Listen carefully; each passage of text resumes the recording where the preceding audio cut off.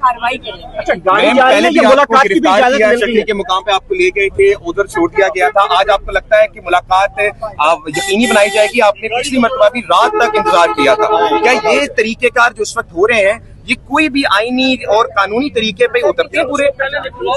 देखिए, आप लोगों ने भी साथ दिया और हम यहाँ पे अगर 9-10 बजे तक ना बैठते तो इन्होंने तो ये कहेंगे हम घर जाके बैठ जाते और ना आते, ये तो कभी भी इमरान खान को बिल्कुल आइसोलेट कर देते। तो हम आके यहाँ बैठे इसलिए कि इनको पता होना चाहिए हम यहाँ से उठेंगे नहीं।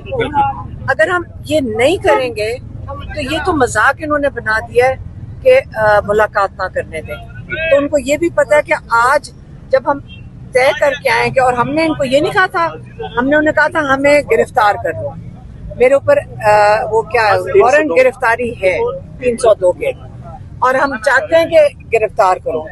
अब इनको भी पता, और ये हमारी गेम है इस वक्त। मैंने कहा मुझे गिरफ्तार करो इसलिए क्योंकि इनको भी पता है कि अगर हमें गिरफ्तार करेंगे, इस वक्त इमरान खान की फैमिली में से किसी को गिरफ्तार करेंगे, वो इंटरनेशनल न्यूज बनेगी। हम बनाना चाह रहे हैं, ये बनने नहीं दे रहे हैं। ठीक है, उनके साथ यही गेम चल रही है।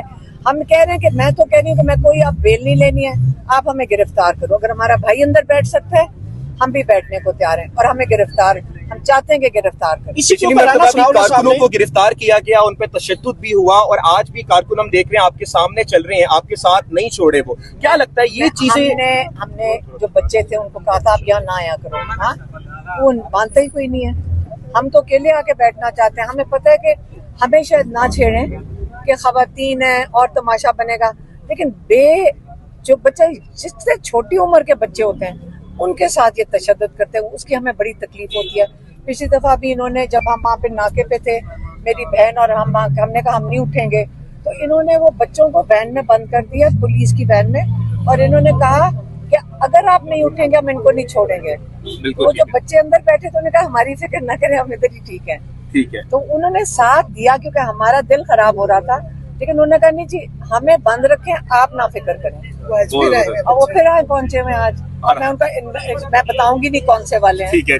मैम, पंजाब में हमने देखा कि कायदे आजम की तस्वीर पर जिन्होंने लेके निकले, किसी को उन्होंने डाले के नीचे कुचला, और फिर कायदे आजम की तस्वीर लेके निकलने वालों पर पर्चे दिए गए। ये लोग 3 साल तक ये दावा करते रहे कि जिन्ना हाउस पे पीटीआई ने हमला किया, और फिर जब कायदे आजम की तस्वीरें लेके निकली गई तो उनके ऊपर पर्चे और उनके ऊपर गाड़ियों से कुचला गया उनको। तो ये क्या लगता है आपको कि इनका दोहरा मेयार नहीं है? ये दोहरा मेयार नहीं है। आपको समझ आ रही है कि ये किसके खिलाफ है? ये पाकिस्तान के अगर बानी के खिलाफ है। फातिमा जिन्ना के साथ इन्होंने क्या किया, तो आपको खुद ही समझ आ जानी चाहिए। ये हमें सिर्फ ये चूरन ही बेच रहे थे, असलियत ये है।